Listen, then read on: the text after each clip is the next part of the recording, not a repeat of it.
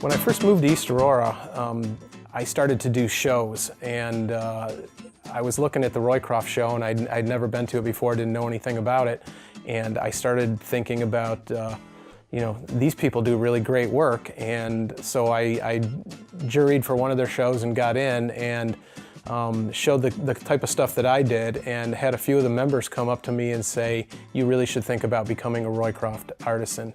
The Summer Festival is a show that happens every last full weekend in June. What's nice about it is generally you have 80 to 90 artisans, and most of those artisans, the majority of them, are Roycroft artisans.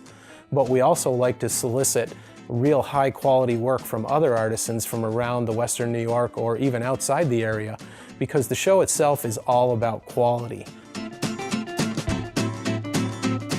RALA is the Roycrofters at Large Association. The Roycrofters at Large Association is basically a group or a guild of artisans that kind of kept the Roycroft spirit alive.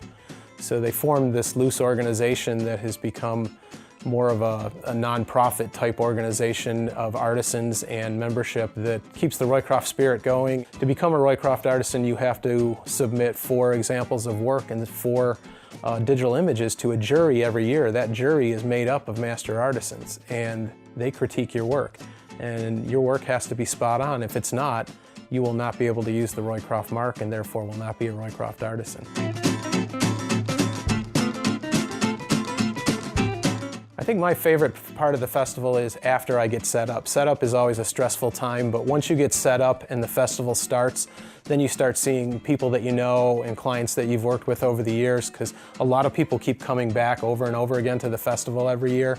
You've got the camaraderie of the other artisans there that are your friends, as well as the band plays great music, and just being around those people. It's a nice 2-day event that you're enjoying being there the whole time, until of course you have to tear down later on. I think exposure is one of the biggest benefits. You're meeting with clients and that type of thing. It's always done at a nice time of year where it's, you know, towards the end of June. It's usually not too hot because you're not into July or August yet.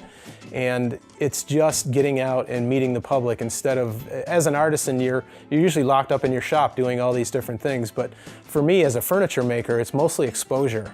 I sell quite a few smaller pieces at the show, but not a lot of big pieces. But the benefit is the exposure, because down the road, 6 to 8 months down the road, I end up getting very large commissions from people that I met at the show looking at some of my work.